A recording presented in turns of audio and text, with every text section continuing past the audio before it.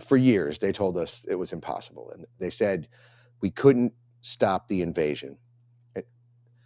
They called it racist to enforce our laws. They released millions of illegals into your neighborhoods, overwhelming your schools, destroying your communities, causing drugs, spreading crime. But something has happened that the media won't report, and even Trump's harshest critics are stunned into silence. What Border Patrol has accomplished proves everything that they told you was a lie. Every excuse, every justification for open borders was demolished by one single number, which is 0. They said it couldn't be done. And now ICE teams are deployed across the nation with a message that is sending shockwaves through sanctuary cities. And what you're about to see changes everything. Keep watching. Now, gold has always been the go-to safe haven during inflation and global uncertainty. And right now, prices are soaring to all-time highs. And this is why smart investors are looking at Opawica Explorations Incorporated, trading on the U.S. market under the OPWF ticker. Opawica is a gold exploration company operating in the legendary Abitibi gold belt of Quebec, one of the richest gold-producing regions in the entire world, responsible for over 190 million ounces of gold from more than 120 mines. Their flagship properties, Bazooka and Arrowhead, are surrounded by multi-billion-dollar players like Yamana Gold, and they've just kicked off a massive 20,000-meter drill program across these prime sites. Who's backing them? Legendary gold investor Eric Sprott, who invested $1 million of his own money, clear validation from one of the most trusted names in the business. With strong infrastructure, proximity to proven mines, and leadership from CEO Blake Morgan, a third-generation miner, Opawica is strategically positioned for discovery. Now, currently, shares are trading around 11 cents, but with exploration underway, the upside could be absolutely explosive. Visit Opawica.com to see their latest presentation. That's OPAWICA.com. That's Opawica.com. Now brace yourself for the number that destroys every border argument. Press Secretary Karoline Leavitt just dropped a truth bomb that has sanctuary city mayors in full panic mode. What is this historic announcement that changes everything? Take a look at the clip. Trump's powerful efforts to secure our homeland are working. According to newly released numbers, last month, Border Patrol saw a 93% decrease of illegal aliens crossing the southwest border between ports of entry from May 2024 under Joe Biden, when they encountered more than 117,000 illegal aliens. And this particular statistic is absolutely astounding. In the month of May, under the Trump administration, 0 illegal aliens were released into our country by Border Patrol. Let me say that again. Not a single illegal alien was released into the interior of the United States of America last month under this administration. Let's contrast that to Joe Biden's failed leadership, where immigration officers were wasting their finite time and resources processing dangerous illegal aliens for release into the United States. President Trump immediately terminated that reckless Biden-era practice that undermined the rule of law, jeopardized public safety and our national security, and diverted critical resources away from stopping deadly drugs and violent criminals from entering our country. That's the reason why not a single illegal alien was released into the interior of the United States in the month of May. And as a result, we now have a border that is reaching unprecedented levels of operational success. The efforts by President Trump to stop the illegal immigrant invasion and secure the border in this short amount of time represent one of the greatest achievements by a presidential administration in the history of our great country. 0, zilch, zip, not a one, not a single illegal alien released into America in the month of May. Now let that sink in. Biden was releasing over 117,000 per month. And Trump brought it down to absolute 0. You think that's impressive? Tom Homan just revealed the enforcement operation that has sanctuary cities trembling. Over 1,000 ICE teams are deployed, and they're going exactly where the criminals hide. Take a look at this.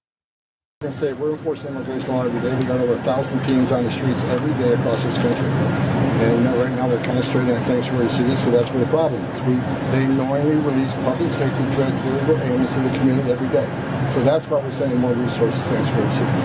We don't have that problem like in the state of Florida, where most of the county sheriffs accept our detainers and they give us the illegal alien when they're done with them.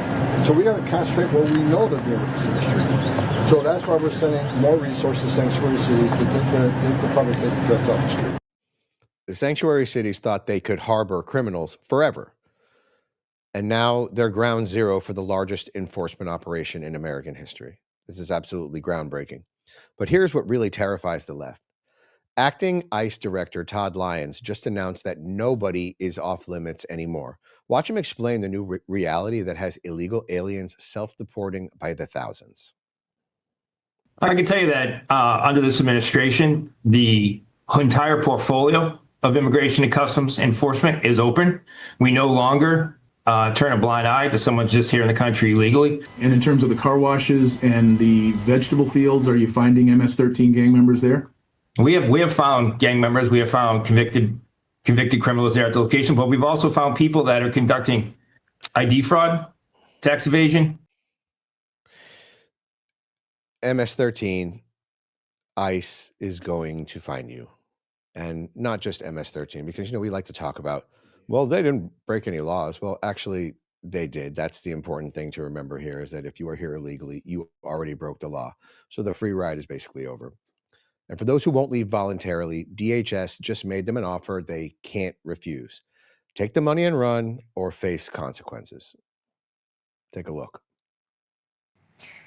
Worksite enforcement is very much a cornerstone of our enforcement operations. But we find that there's drug traffickers there, human trafficking, labor trafficking. Oftentimes at these work sites, they're really exploiting these migrants, and they're using them for cheap labor. And so we're not going to take any options off of the table, but we are number one priority is focus on those violent criminals. So no options off the table, meaning ICE agents could go to any place, whether it be a place of business, a place of worship, wherever. If we believe that there is a violent criminal illegal alien there, we will go there.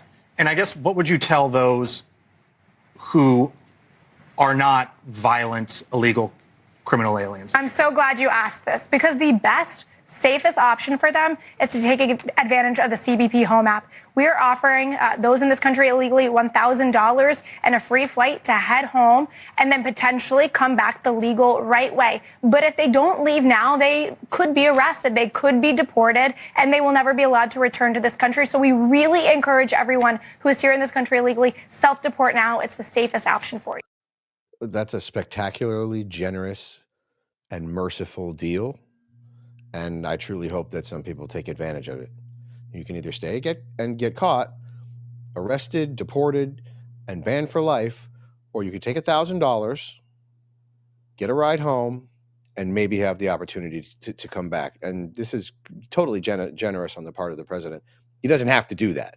He could just say, peace out, and then you're gone forever. This isn't just enforcement. This is a complete reversal of a crisis that was completely manufactured by Biden and other liberal Democrats.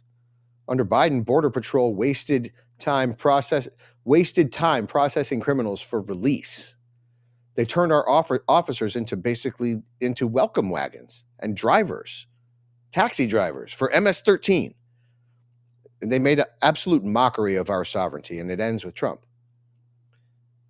Trump ended it all in 1 month. 0 releases. That's not a policy change. That's a revolution in our border security. Remember what Biden's border looked like? Caravans storming the gates, invasions, children, babies, trafficked by cartels, fentanyl flooding our communities, Border Patrol agents reduced to changing diapers while drug dealers were literally walking free.